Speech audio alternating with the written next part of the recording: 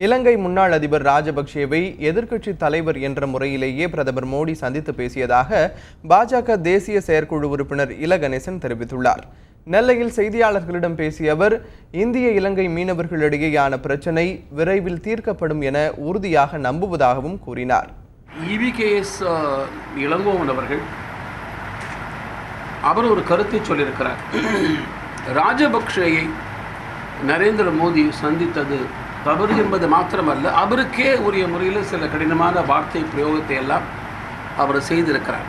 நான் அவருக்கு என்ன பதில் சொல்ல விரும்புகிறேன் என்றால், இந்திய நாட்டுக்கு வரக்கூடிய அந்நிய நாட்டுடைய தலைவர்கள் எல்லாம் இங்கே இருக்கிற குடியரசுத் தலைவரையோ பிரதமரையோ தேவைப்பட்டால் சில அமைச்சர்களையோ சந்திப்பதோடு இல்லாமல் திருமதி சோனியா காந்தியும் சந்தித்துவிட்டு எதற்காக போகிறார்களோ அதே காரணத்திற்காகத்தான் நரேந்திர மோடி அவர்களிடம் ராஜபக்சேயை சந்தித்து சென்றிருக்கின்றார். இந்திய இலங்கை மீனவர்களுக்கு பிரச்சனை நிரந்தரமாக தீர்வு ஏற்பட்டு 25 ஆண்டுகளுக்கு முன்பாக, உத்தேசமாக 25 ஆண்டுகளுக்கு முன்பாக எப்படி சகஜ வாழ்க்கை நடத்தினார்களோ அதுபோல இந்த வாழ்வாதாரத்திற்கு எல்லை ஒரு பிரச்சனையாக இல்லாமல் மீண்டும் தன் வாழ்வாதாரத்தை தொடங்குகிற சூழ்நிலை உருவாகும் என்று நான் உறுதியாக தெரிவிக்கிறேன்.